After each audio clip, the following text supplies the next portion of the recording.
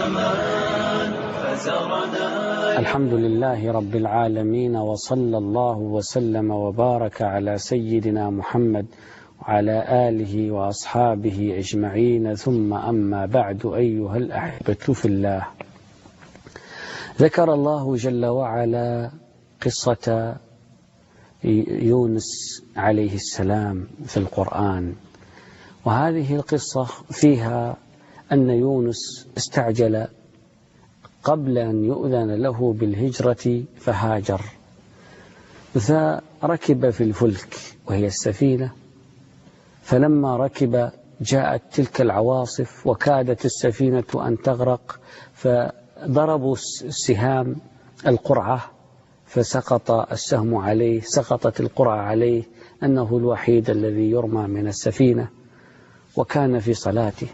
قالوا: يا هذا، إنا اقترعنا وسقطت القرعة عليك، فلعلك أذنبت ذنبا حصل به ما حصل.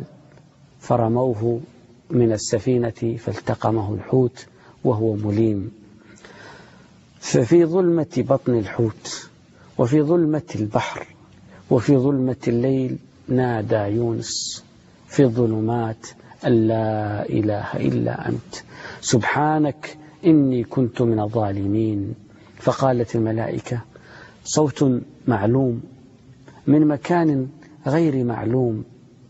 فأوحى الله إلى الحوت أن يقذفه إلى اليم، إلى البر، فقذفه إلى البر، فخرج يونس من الحوت إلى شاطئ البحر، فأنبت الله له شجرة من يقطين وأجرى له ماء عذبا، فأكل من الثمر وشرب من الماء وعاد إلى قومه، فلما رأوه آمنوا كلهم أجمعون ونفعهم إيمانهم لما رأوا نبيهم عاد بعدما غرق في البحر، على حسب زعم ورؤية من رأى ذلك إنها رحمة الله ولطفه. فنادي أخي في ظلمة الليل: لا إله إلا أنت سبحانك إني كنت من الظالمين.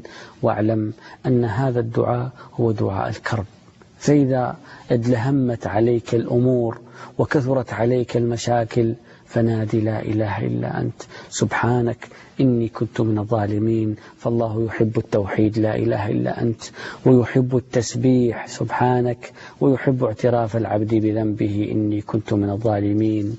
ونقول في ختام هذه الحلقة: لا إله إلا أنت سبحانك إني كنت من الظالمين، إنا كنا من الظالمين، ربنا ظلمنا أنفسنا وإن لم تغفر لنا وترحمنا لنكونن من الخاسرين.